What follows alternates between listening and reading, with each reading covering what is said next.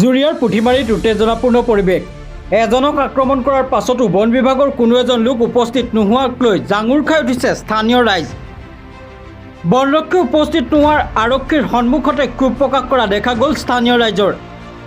উল্লেখ্য যে যোৱা এপক ধৰি জুৰিয়া ঢিং অঞ্চলৰ পথাৰত অৱস্থান কৰি থকা বাঘটোৱে ইতিপূৰ্বে তিনিজনকৈ লোকক আক্ৰমণ কৰি গুৰুতৰভাৱে আহত কৰিছিল।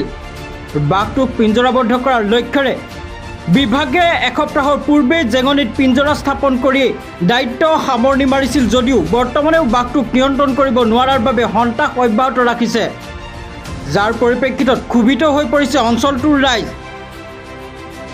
পুনৰবাৰ জনাইছোঁ, জুৰিয়াৰ পুথিমাৰীত উত্তেজনাপূৰ্ণ পৰিৱেশ। এজনক আক্ৰমণ কৰাৰ পাছতো বন বিভাগৰ কোনো লোক উপস্থিত নোহোৱাক লৈ জাঙুৰ খাই উঠিছে স্থানীয় ৰাইজ। বনৰক্ষী উপস্থিত নোহোৱাত আৰক্ষীৰ সন্মুখতে ক্ষোভ প্ৰকাশ কৰা দেখা গ'ল স্থানীয় ৰাইজৰ। যোৱা এপক ধৰি জুৰিয়া ঢিং অঞ্চলৰ পথাৰত অৱস্থান কৰি থকা বাঘটোৱে ইতিপূৰ্বে তিনিজনকৈ লোকক আক্ৰমণ কৰি গুৰুতৰভাৱে আহত কৰিছিল। বাঘটোক পিঞ্জৰাবদ্ধ কৰাৰ লক্ষ্যৰে বিভাগে এসপ্তাহৰ পূৰ্বে জেঙনিত পিঞ্জৰা স্থাপন কৰি দায়িত্ব সামৰণি মাৰিছিল যদিও বৰ্তমানে বাঘটোক নিয়ন্ত্ৰণ কৰিব নোৱাৰাৰ বাবে সন্ত্ৰাস অব্যাহত ৰাখিছে, যাৰ পৰিপ্ৰেক্ষিতত ক্ষোভিত হৈ পৰিছে অঞ্চলটোৰ স্থানীয় ৰাইজ।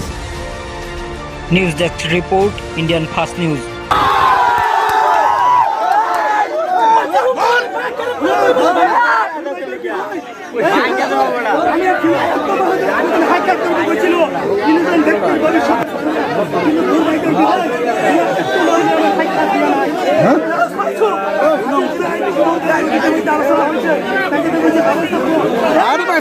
মানুষ সাইড দেখাই আছে বেড়া আমাৰ সামনে আত্মা দেখাই আছে দুইটা এক লোক